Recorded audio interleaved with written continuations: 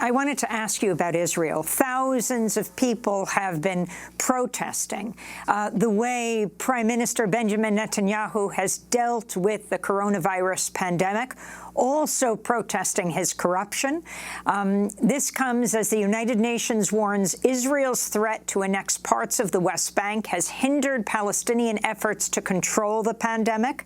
The UN Special Envoy made the remarks a day after Israeli authorities demolished a coronavirus testing center in the West Bank city of Hebron. Can you talk about what's happening there, both the issue of the coronavirus pandemic and Netanyahu's express attempt any day now to annex the West Bank? Well, what's happening with the virus is pretty horrible. If you look at the records of the main Israeli human rights group, Tselem, they actually report cases in which settlers, what's called the hilltop youth, extremist, right-wing, mostly ultra-religious settlers in settlements that even the government of Israel regards as illegal, but leaves them alone and supports them. Some of them did have coronavirus. These young, crazed militants broke into Palestinian villages to try to spread the virus. I mean, that's at the extreme end. Destroying centers, as you described, is with the legal part of it. Going back, in fact, Israel's treating the Palestinians as it has for a long time, all of modern history, pretty much the way the United States is treating immigrants in the virtual concentration camps south of where I live. The annexation, which they're holding off for the moment, basically formalizes policies that have been implemented over the last 50 years. This is both major political groupings. The Labor Party's pretty much disappeared, but it used to be the major parties. So under the Labor Party, Golda Meir, Moshe Dayan, others, under the Shimon Peres, under the Labor Party, as under the Likud-based coalition, the same policies have been carried out, trying to create a greater Israel, which takes over everything in the West Bank that is valuable and integrates it into Israel with huge infrastructure projects and ban Palestinians, of course.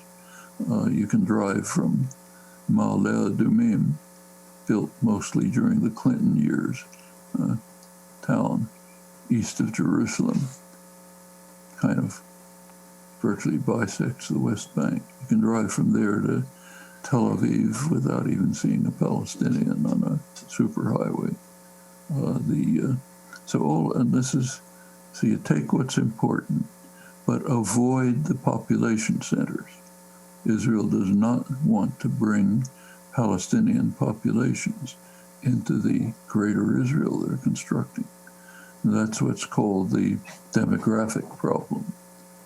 Too many non-Jews in a Jewish state. Can't have that. So we want to avoid the population centers. Don't take over Nablus, other population centers. Take over the areas that are of value to us. There is a Palestinian population. Try to get rid of them as much as possible by making life unlivable, or else isolate them in unviable cantons. Probably almost 200 of them in the areas that Israel is taking over, where people are cut off from their fields, from their olive groves. You have to pass through checkpoints to cross the road. Just make life as impossible as possible and try to limit the population and take over what's valuable. The Jordan Valley, about a third of the West Bank, take that over. Palestinian populations have mostly been removed by one or another technique, set up military firing zones so nobody's allowed in it. So you kick out the Palestinians, then you put in a Jewish settlement, tie it to the electrical water grid. Pretty soon it's settled by Jews. Do the same with the Green Park and so on. Now that's the policy for the last 50 years. Do it slowly, sort of under the radar, so outsiders can pretend they don't see it. But that's what's been happening. It's now, annexation will essentially formalize it. I wanted to ask what you would like to see happen here in the U.S. in the months leading up to this election, which you've said is the most important in human history. What should happen here in the country, in the U.S.? What should people be doing to organize? They should be doing anything they can think of: demonstrations, protests, political organization, pressure on every pressure point you can think of to try to block the very transparent effort of Trump, backed by his party, to set up major military confrontations, which will be an excuse for trying to either eliminate the election or to affect its results so that he doesn't have to leave the White House. Also stressing the fact that we are in a major crisis. The pandemic is the immediate crisis. Meanwhile, the environmental crisis is growing seriously, has to be addressed now. We cannot wait. We must put into practice means to mitigate the crisis and overcome it, to get off of fossil fuels, to get to zero net emissions within a short time. All of this has to be done now. We have to strongly act constantly to try to prevent the crazed lunatics in the White House from carrying out nuclear weapons tests. That's the next thing on the agenda. Breaking down the Comprehensive Test Ban Treaty. Try to pressure them, if it's possible, to renegotiate the New START Treaty. If there's a Democrats win the election, they'll do it, even though it may be too late to get anywhere. All of these things have to be done right away. No let up. We're in a very dangerous period for the next few months.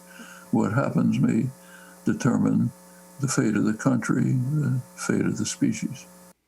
Noam Chomsky, world-renowned political dissident, linguist, and author, joining us from Tucson, Arizona, where he's sheltering at home in the midst of the pandemic with his wife. Noam Chomsky is 91 years old. He's professor emeritus at Massachusetts Institute of Technology, where he taught for more than 50 years, now laureate professor in the Department of Linguistics at the University of Arizona, Tucson, author of more than 100 books. To see part one of our interview we broadcast last week, go to democracynow.org. And this news just in, the U.S. economy contracted by a record 33% in the second quarter, and another 1.43 million people filed for state unemployment last week. More than 50 million people have filed for unemployment since the start of the pandemic. And that does it for our show. I'm Amy Goodman with Nermeen Sheikh. Thanks so much for joining us.